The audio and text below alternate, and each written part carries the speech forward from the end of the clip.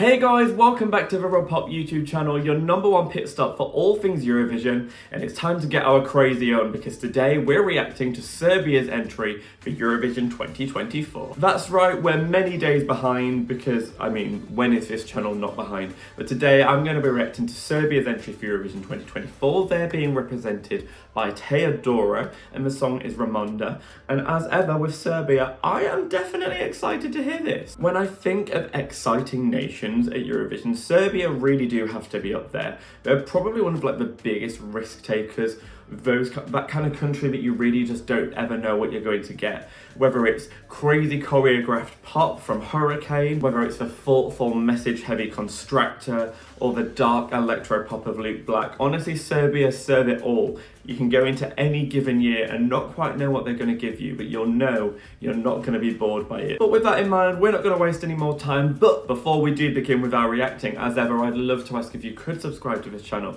It would be amazing to have you all along for the ride for Eurovision 2024. We're coming to the end of reacting to songs one by one, but I've got much more in the pipeline. We'll be reacting to running orders, making predictions, thinking who is the winner. We really need to be delving into this. So if you want to follow me for a Campo Gale time, you know what you're going to get by now. I'd love if you could join me along for the journey. Come along. You want more gay shit? It's called binge viewing.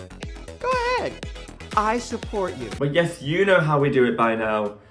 I'm a Brit, so you better believe with a cup of tea in hand, I'm about to hit play on Teya Dora. This is Ramonda representing Serbia for Eurovision 2024. Let's do this. Wait, this is a national performance, final performance, right? Oh, okay. That was creative. Feels like we're going a bit slower in pace than the last few years, which I'm interested by. It's like a lullaby at the moment. Kind of eerie. Ooh, this is very low-key at the moment, but haunting. I feel like something's going to take me by surprise. I'm prepared. I'm surprised by how sort of drawn back this is. This is very emotional for Serbia, but we do love a Balkan ballad. It's going to take the whole song for me to figure out how I feel, but... Are these vocals completely live? They almost sound slightly processed, but she's got a great vocal. There's something not quite hitting me, like it's pretty and she's selling the story well, but it's lacking a bit of a hook for me. Maybe it's a language barrier that I'm struggling to get past on first listen. Definitely feels very low-key, it's very beautiful in its storytelling. I'm appreciating it from that kind of angle. As a song, I'm not connecting to it immediately.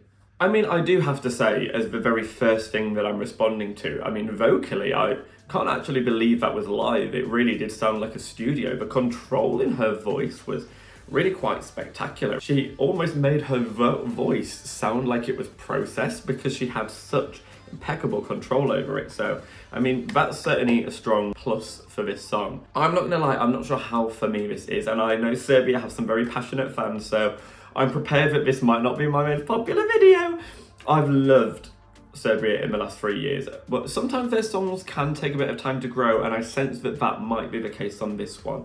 It's very understated, very low-key, and I think with a song like this, you either immediately get it, or you just need a bit of time to really get your head around the story, really sort of immerse yourself in the beauty of it. Sometimes, with a headphone on, when you can just take this away, sometimes these things can grow on you, and you can really appreciate the beauty.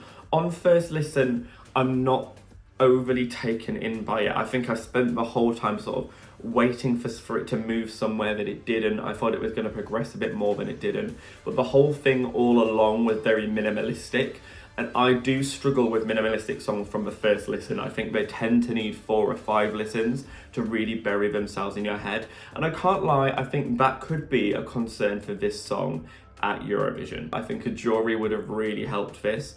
I do worry that televote alone, is this the one that's going to most grab you? Is this the song that's going to stick in your head after 15, 16 songs in a semi? Maybe the fact that it's a ballad in a year with not a lot of ballads could work in its favour. I just do worry because my reaction initially there was, oh, I'm going to need a few more listens with this, and I fear that could be the case for the public as well. I guess I was also going in this with an element of associating Serbia with being so exciting. For the last 3 years, they've been like electrifying. They've been such a standout moment. But I guess I'm a bit like, oh, okay, I'm not sure if this is what I expected. But then I did say at the beginning that Serbia always bring the unexpected. So here's a ballad and it was unexpected. So clearly I got what I was asking for in the unexpected sense. I guess maybe I just wanted a little bit more excitement. And that's on me. That's not on Teya, that's on me. Congratulations, you played yourself. I did enjoy the staging. I liked that it kept the whole thing very dark, very intimate. I enjoyed the intro, which made me think it was going to be a music video, and then it wasn't. I do like her as a performer. I do think there could do with being a bit more of a crescendo to the stage performance, because I didn't even know we'd come to the end of the song. Honestly, I was still talking, which is probably my fault, and you'll surely tell me in the comments that I talk too much. Fucking shut up! I think the staging could do more to help this song build and make it feel a bit more like a dramatic moment, because as it is, it can be a little bit static. We're relying on Teya doing a lot of the work, whereas I think the staging, some of the lighting could just at points pick up and change and transcend and really help the song have a bit more of a build throughout. So those are my feelings for this song. Not immediately buying into it, but definitely understanding the beauty. And if this is a fan favourite, which I genuinely don't know if it is or not, I can understand why people would be brought into the beauty of it. And I'm excited to see how this song grows on me between now and May, because ballads often do. Up-tempos grab you immediately, ballads don't always. But that's just my opinions. What do you think? Do you completely disagree with me? Is this your favourite song of the year? Do you think this is going to absolutely smash it? Or do you think this could get left behind? Or are you just not quite buying it this year? Do let me know what you think. Give this video a like if you enjoyed what you saw, and hit that bell if you want notifications every time you upload a new video. But for now, I hope any Serbian followers of mine do not hate me for this. Rooting for this to grow on me between now and the final. Please let me know what this song's about. I'm very intrigued to hear. But for now, sending love to Serbia as ever. Can't wait to see you all at Eurovision in Malmo. And for now, good night.